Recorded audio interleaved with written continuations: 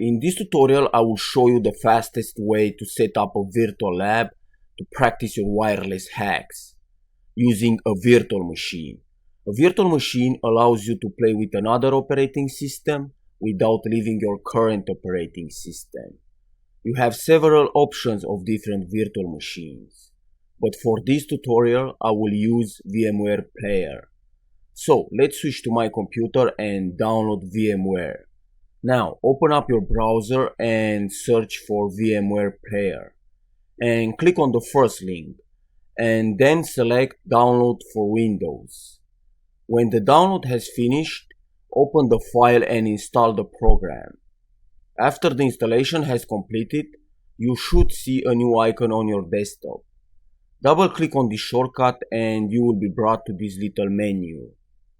To test all the wireless attacks, I have installed Kali Linux into VMware because it has all the tools that I'm going to use pre-installed. To download Kali Linux, go to the Kali site and select Download Kali Linux. Here you have different ISO files. Just click ISO and wait for the download to complete. I will click cancel because I have already downloaded. Next, open VMware and click on create a new virtual machine and then look for your Kali ISO file.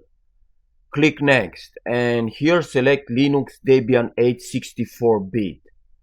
Click next and here you can give the name to your virtual machine and the location where your virtual machine will be installed. Click next and in here you have disk capacity, but you can increase it.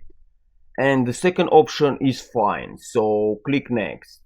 And in here you can click the customize hardware button and change different settings.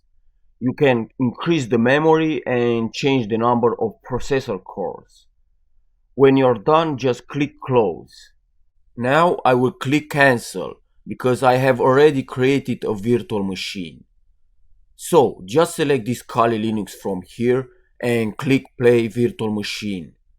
Now wait for a few seconds for the system to start. If you want to play with this virtual machine a little bit, feel free to explore. And just remember, anything you are doing here, it's never going to affect your host operating system. So, that's it for now. Thanks for watching and I will see you next time.